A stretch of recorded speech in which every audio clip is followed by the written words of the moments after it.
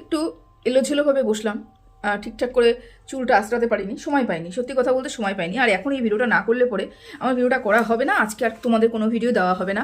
সেই কারণে ভাবলাম যেরকমই আছে সেরকমই বসে পড়ি। একটু কাজের মধ্যে ছিলাম, কাজ করতে করতে চলে আসলাম ভিডিওটা করতে। আচ্ছা, সকালের ভিডিওতে তোমাদের সবাইকে ওয়েলকাম করতে ভুলে গেছি, মানে কথার মধ্যে এতটাই ঢুকে গেছি যে আমি তোমাদের ওয়েলকাম করতে ভুলে গেছি। তাই সবার আগে তোমাদের ওয়েলকাম করে নিই। Hello friends, welcome back to my channel. আশা করি তোমরা সবাই খুব ভালো আছো, সুস্থ আছো। আমি ভালো আছি এবং সুস্থ আছি। আজকে সকালবেলা ম্যান্ডির একটা ভিডিও দেখেছি। ম্যান্ডি ভিডিও সংক্রান্ত কিছু বলার আগে আমি প্রথমে বলবো শুকে। শু বেস্ট কন্ট্রোভার্সি ক্রিয়েটার। শু যা দেখবে তাই বলবে, যা সত্যি দেখবে তাই বলবে। ভিডিওর মধ্যে যা দেখবে, ও তো ভিডিও টু ভিডিও কথা বলে, ও ভিডিও টু ভিডিওই করে, জানো না তোমরা? ও তো বললো কালকে ও ভিডিও টু ভিডিও করে, মানে যেটা দেখে না সেটা নিয়ে ও ভিডিও করে না, যেটা দেখে সেটা নিয়ে ভিডিও করে। আচ্ছা, তো ভালো কথা। তো বেস্ট কন্ট্রোভার্সি ক্রিয়েটার এবং যেটা দেখে সেটা নিয়েই কথা বলে। তো আমি তো আশা করেছিলাম এইটা নিয়ে কথা হবে, কিন্তু এটা নিয়ে তো কোনো উচ্চবাচ্যই করলো না শু। কোনটা নিয়ে? যেমন গতকালকে শু বলেছিল যে মারিয়া না এরকম এলোছেলোই থাকে, ঘুমের থেকে উঠে কোথায় একটু আগে বেডটা মানে বাসি বিছানাটা উঠাবে, বাসি ঘর পাট ঝাড় দিবে, সব কিছু পরিষ্কার করবে, নিজে একটু পরিষ্কার হবে, তারপরে গিয়ে বাকি সব কাজ করবে, কিন্তু কিছুই করে না। ও এরকমই এলোছেলো, এরকমই সব কিছু। এটা বলে মারিয়াকে কিন্তু একটু ঠুকে দিল। আচ্ছা, তখন আমি ভাবলাম তার মানে ও যখন বেস্ট কন্ট্রোভার্সি ক্রিয়েটার, ও তো তাহলে সব দিকেই ধ্যান দেবে। তার মানে মারিয়া যা করছে, মারিয়ার দিকে যেরকম ধ্যান দিচ্ছে, যদি এরকম অন্য কোনো ব্লগার করে তখন সেখানেও ধ্যান দেবে না।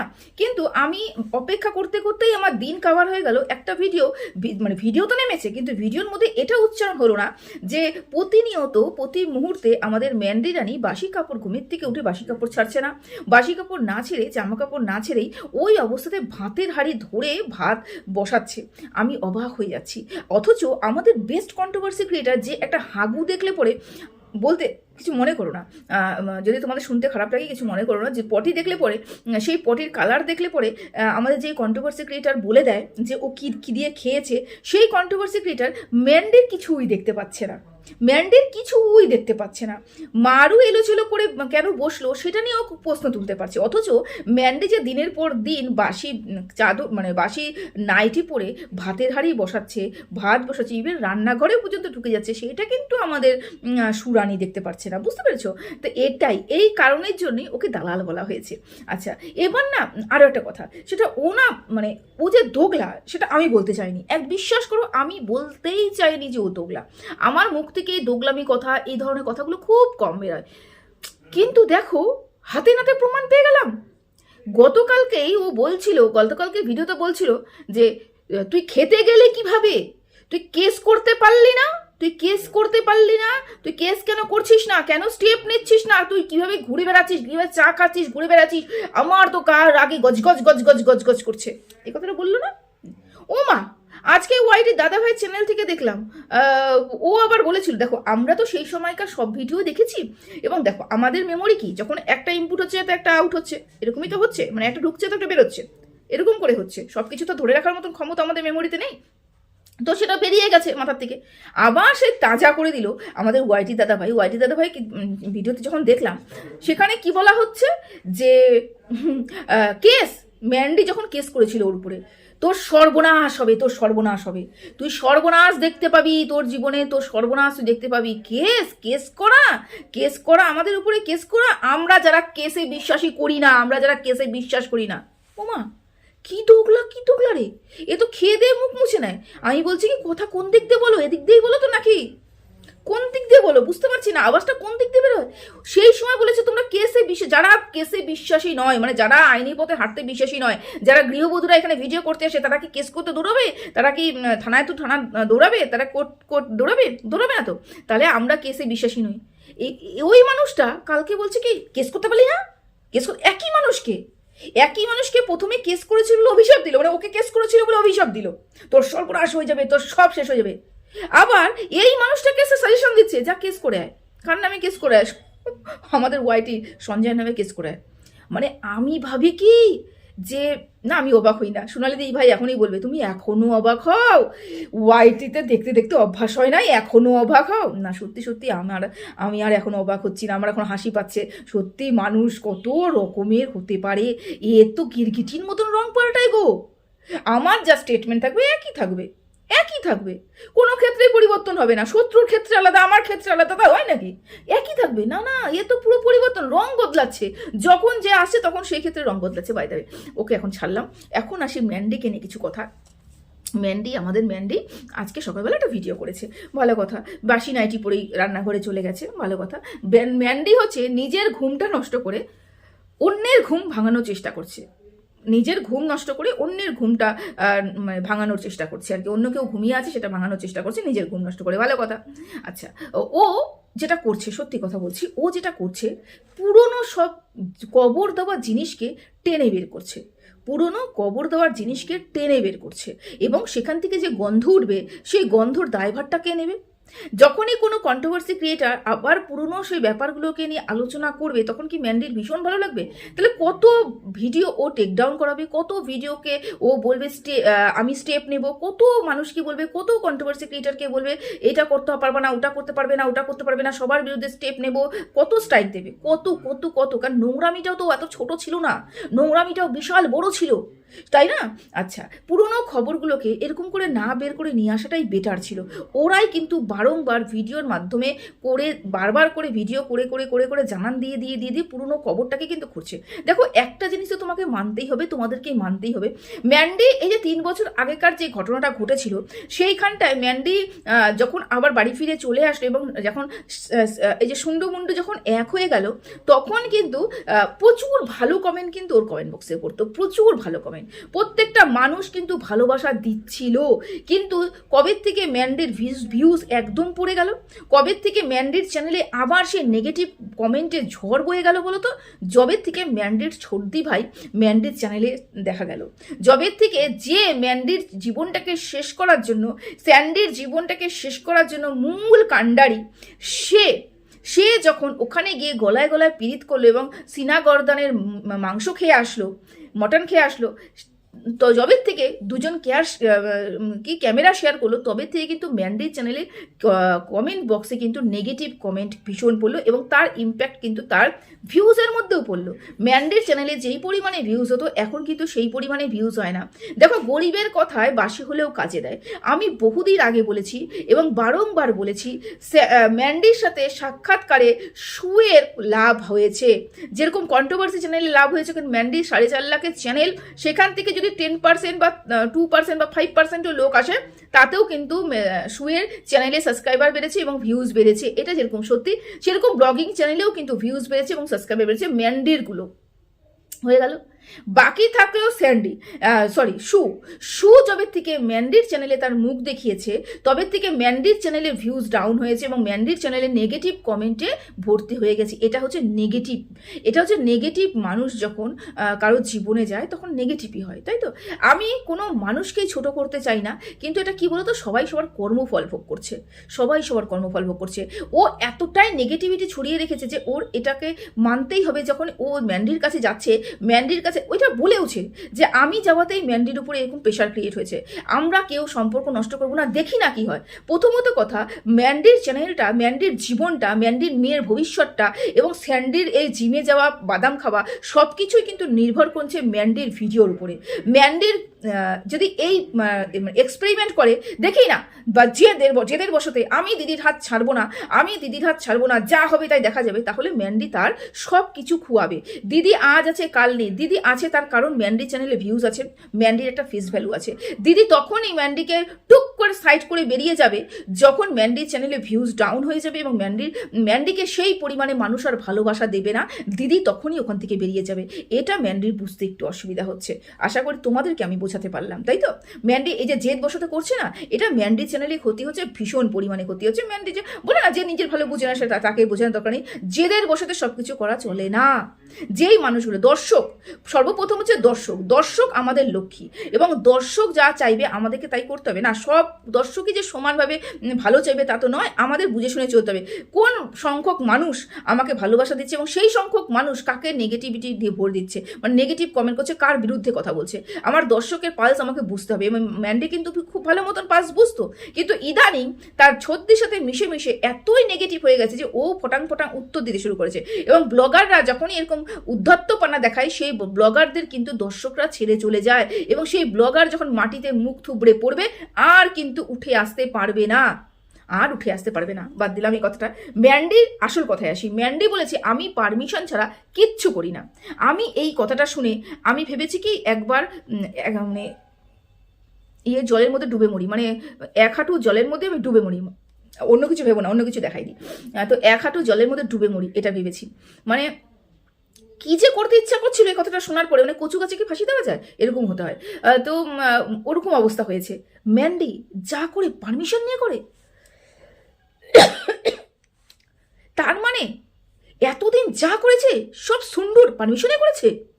এই যে সুন্ডু এসে বলেছিল যে ম্যান্ডির কমপক্ষেও 10 জনের সাথে সম্পর্ক ছিল, তার মানে কি সব সম্পর্ক সুন্ডুর পারমিশনে ছিল, পারমিশনে করা হয়েছিল। আয় সুন্ডু, তুই যে বললি তোর মা বাবার অনেক শিক্ষা, তুই যে বললি তোর মা বাবার অনেক শিক্ষা, তোর মা বাবা বিশাল শিক্ষিত, মানে তোকে শিক্ষা দিয়েছে, ভালো শিক্ষা শিক্ষিত করেছে, তাহলে তোর বউকে তুই এই শিক্ষা দিলি যে যা করবে তোকে বলে করবে, মানে যা করেছে সব কিছু তুই পারমিশন দিয়েছিস বলে তো করেছে।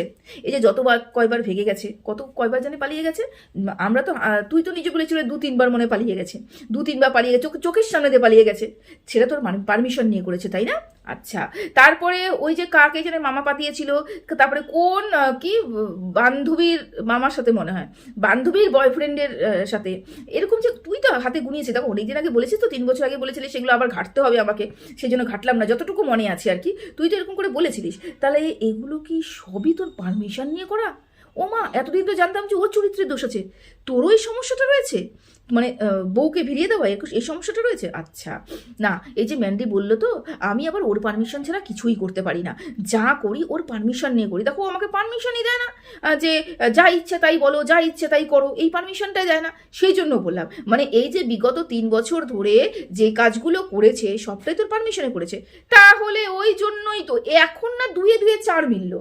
কেন 2-এ 2-এ তো 4 মিলতে আমার অসুবিধা হচ্ছিল যে এতটা এতটা মেরুদণ্ডহীন একটা পুরুষ মানুষ হতে পারে, এতদিন ধরে ভাবছিলাম যে যে ম্যান্ডি এত কিছু করে যাচ্ছে, তারপরেও তার পাশে বসে কিভাবে ম্যান্ডিকে সাপোর্ট করে যাচ্ছে, এবং এখন স্ট্রাইক খেলা শুরু হয়েছে, কিভাবে কাউকে বিপদে ফেলবে সেই খেলাটা শুরু হয়েছে।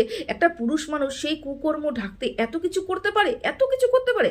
এখন এসে ব্যাপারটা বুঝলাম যে এটা ওর পারমিশনে হয়েছিল। ম্যান্ডি যতবারই ওর চোখের সামনে থেকে অন্য কারোর হাত ধরে, সে 10 বছরের ছোট হোক, 10 বছরের বড় হোক, 20 বছরের ছোট হোক, 20 বছরের বড় হোক, যার সাথেই হাত ধরে ঘুরে বেড়াচ্ছে বা নিজের ঘরে কাউকে নিয়ে আসা হোক, সম্পূর্ণটাই স্যান্ডির পারমিশনে। বুঝতে পেরেছো?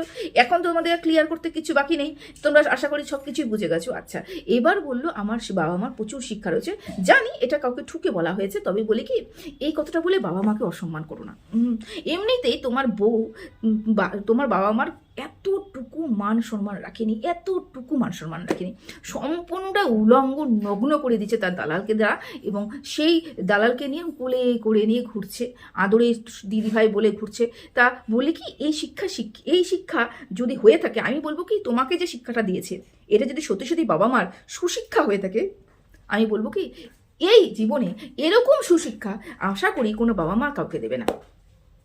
আমি তো মনে করি বাবা মা সর্বপ্রথম সেই বাচ্চাটাকে এটাই শেখাবে, যেটা ভালো সেটা ভালো বলতে শেখো, যেটা খারাপ সেটা খারাপ বলতে শেখো, যেখানে অন্যায় হচ্ছে সেখানে প্রতিবাদ করতে শেখো, আর যে তোমাকে অপমান করছে তার মুখদর্শনও করো না, সেখানে তো যাওয়া তো দূরেই থাক। কিন্তু দেখো তোমার সামনে তোমার বউ তোমাকে অপমানিত করেছে, তোমার বউয়ের জন্য তুমি অন্য একজনের কাছে মানে মার খেয়ে হাত পা ভেঙে ঘরে ঢুকেছো, জনসম্মুখে, শুধু জনসম্মুখে না, শুধু পাড়ার মধ্যে নয়, সোশ্যাল মিডিয়া মানে পুরো ইন্টারন্যাশনাল প্ল্যাটফর্মে তোমাকে বিবস্ত্র করেছে, যার জন্য তোমার সুগার ধরা পড়েছে, যার জন্য তোমার শারীরিক অসুস্থতা, এমনকি ডিপ্রেশনের ওষুধ পর্যন্ত খেতে হয়েছে, তাকে তুমি ঘরে বসিয়ে তার পাশে বসে এবং তার টাকা দিয়ে তুমি খাচ্ছ এবং তার টাকা দিয়ে তুমি নিজের জীবনযাপন করছো। যদি এটাই তোমার বাবা মার আসল শিক্ষা হয়ে থাকে, ভালো শিক্ষা হয়ে থাকে, তাহলে সত্যি সত্যিই বলবো কি যে এই পৃথিবীতে যেন এরকম শিক্ষা তোমার মতন শিক্ষা আর কাউকে না দেওয়া হোক, এটাকে সত্যি সত্যি সুশিক্ষা বলে না। একটা পুরুষ মানুষের মেরুদণ্ড থাকতে হয়, একটা পুরুষ মানুষের এটুক বলার ক্ষমতা থাকতে হয় যে তুমি এটা অন্যায় করছো। প্রথমত তোমাকে পুরুষ মানুষ তৈরিই করতে পারেনি। পুরুষ মানুষ শুধু শারীরিকভাবে তৈরি হয় না, পুরুষ মানুষ মানসিকভাবে যেরকম তৈরি হয় সেরকম পুরুষ মানুষের কিন্তু একটা দম থাকে বাড়িতে, যেটা তোমার একদমই নেই।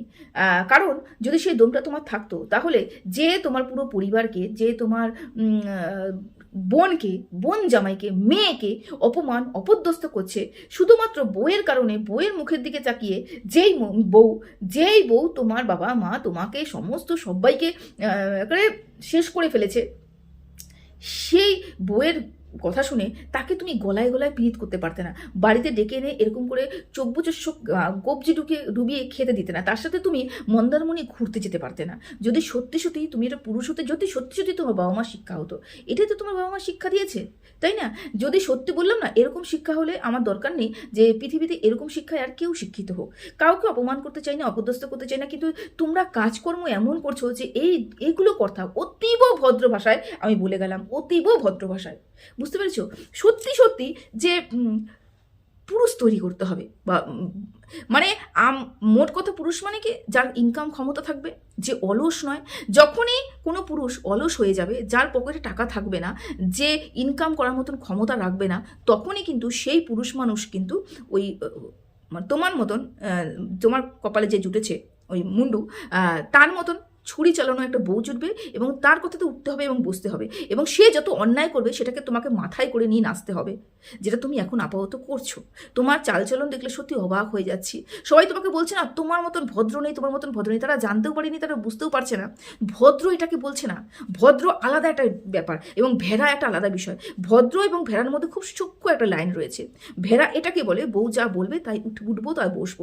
ভদ্র এটাকে বলে আমার দাম্ভিক আমার মধ্যে থাকবে, আমার কথাতে একটা দাম থাকবে, আমার সেলফ রেসপেক্ট আমার মধ্যে থাকবে, অথচ আমি না কোনো নারীকে অসম্মান করবো না, আমার বাড়ির যে আমার মানে সহধর্মিনী আছে তাকে আমি অসম্মান করবো না, আমার মা বাবাকে অসম্মান করবো নাকি আমার বইয়ের দ্বারা তাদেরকে আমি অসম্মানিত হতে দেবো, নাকি আমার মুখের থেকে কোনো বাজে কথা বেরোবে, গালিগালাজ বেরোবে, কিচ্ছু বেরোবে না, অথচ আমি ভদ্র।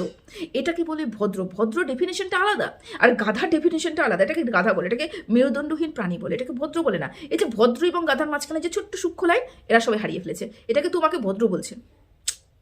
তুমি তোমার পারমিশনে তো তোমার বই তো কিছু করে ফেলেছে, তোমার বই তো বললে পারমিশন ছাড়া নাকি কিচ্ছু করে না, এবং তোমার শিক্ষা দীক্ষা বিশাল শিক্ষা দীক্ষা, ওই যে বললাম। যাই হোক, কত বলবো, তোমরা যা যা করছো, তোমরা এখন আপাতত যা করছো সেটা তোমাদেরই উপরে উঠে আসবে। তোমাদেরই কুকীর্তি তোমরা করেছো, তোমাদের কুকীর্তি বিক্রি করে তোমরা প্রচুর টাকা ব্যাংক ব্যালেন্স করেছো, অথচ সেই কুকীর্তিটাকে এখন তো ইনকাম হচ্ছে না, সেজন্য বন্ধ করে দিচ্ছ, এবং সেই কুকীর্তি যাতে মানুষ তার চ্যানেল থেকে বের করে দেয়, সেই মানুষই যাতে ডিলিট করে দেয়, সেই কর্মগুলো করছো। এটা তো বহুদিন আগে বলেছিলাম। তোমার ছর্দি চ্যানেলে বসে, তোমার ছর্দি চ্যানেল লাইভ যখন করছিল তোমার বিরুদ্ধে, তুমি যখন কেস করেছিলে তোমার তোমার বিরুদ্ধে যখন লাইভ করছো, সেই লাইভে আমি উঠে বলেছিলাম সবার প্রথমে তোমাদের ভিডিও ডিলিট করো, তারপরে তোমার মেয়ের সম্বন্ধে চিন্তা করো। যে নিজের বাবা মা যে মেয়ের সম্বন্ধে চিন্তা করে না, পাড়া প্রতিবেশীর কোনো ঠেকা পড়েনি, তোমার মেয়ের সম্বন্ধে চিন্তা করবে, সেই সময় তোমার কানেও ঢুকেনি। 3 বছর বাদে এসে তোমাদের কানে ঢুকেছে, এবং মনে হচ্ছে যে এখন ডিলিট করা দরকার, কারণ এখন আর্ন হচ্ছে না, ওখান থেকে আর্ন হচ্ছে না, সেই জন্য। আচ্ছা, বাদ দিলাম। বাকি একটা কথা বাকি রয়েছে, সেটা হচ্ছে সুয়ের চ্যানেলে এখনো পর্যন্ত প্রচুর ভিডিও আপলোড হয়েছে, একটু খুঁজে ওকে স্ট্রাইক দাও। ওকে স্ট্রাইক দেওয়ার মতন ক্ষমতা নেই নাকি? ক্ষমতা আছে ওকে স্ট্রাইক দেওয়ার মতন, যদি থেকে থাকে তাহলে ওকে স্ট্রাইক দাও। ওর চ্যানেলে এখনো প্রচুর ভিডিও ঘুরছে, যেগুলো তোমার মেয়ে শুনলে পরে তোমার চরিত্র নিয়ে আবার প্রশ্ন উঠবে। সত্যি কথা বলবো, তুমি আজকে যাই করে ফেলো না, মানুষের মানসিকতা চেঞ্জ করতে পারবে না। মানুষের মনে তুমি এখানে যেটা ঢুকিয়ে দিয়েছো সেটা বের করতে পারবে না। তুমি আগামী দিনে যখনই কোনো কাজ করবে, তোমার কমেন্ট বক্সে হুল এবং তোমাকে নিয়ে কমেন্ট আসবে। তোমার মেয়ে যখন বড় হবে না, এই প্রশ্নটা তোমার মেয়ে তোমাকে করবে। আমি বললাম তো, তোমার মেয়ে তোমাকে করবে, আমরা দেখার জন্য অপেক্ষা করছি। ঠিক আছে, মেয়েটা সুস্থ থাক, মেয়েটা ভালো থাক, বাচ্চা মেয়েটা সুবুদ্ধি হোক, এবং বাচ্চা মেয়েটা মানুষের মতন মানুষ হোক, এটা মা হয়ে আমি আশীর্বাদ সবসময়ের জন্য করবো, সবসময়ের জন্য। কিন্তু যেই মা বাবা নিজের সন্তানের চিন্তাই করেনি, পাড়া প্রতিবেশী কী করবে। তো চলো, এখানে রাখলাম। সবাই ভালো থেকো, সুস্থ থেকো, টাটা।